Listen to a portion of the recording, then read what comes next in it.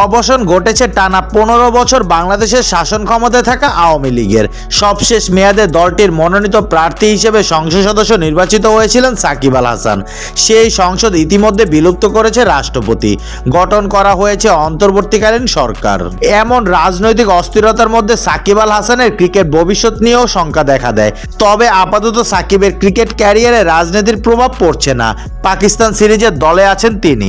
পাকিস্তানের বিপক্ষে টেস্ট সিরিজের জন্য দল ঘোষণা করেছে Bangladesh cricket board BCB.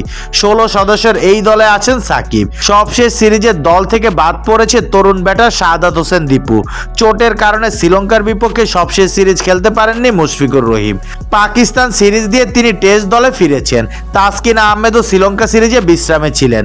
Pakistan সিরিজের দ্বিতীয় টেস্টে দলে আছেন এই পেসার। বাংলাদেশের টেস্ট স্কোয়াড: নাজমুল হোসেন শান্ত, অধিনায়ক জাকির হাসান, মাহমুদুল হাসান জয়, সাদমান ইসলাম, লিটন কুমার দাস, মুশফিকুর রহিম, মমিনুল হক, সাকিব আল হাসান, মেহেদী হাসান মিরাজ, তাইজুল ইসলাম, নাইম হাসান, নাহিদ রানা, শরীফুল ইসলাম, হাসান মাহমুদ, তাসকিন আহমেদ, সৈয়দ খালেদ আহমেদ।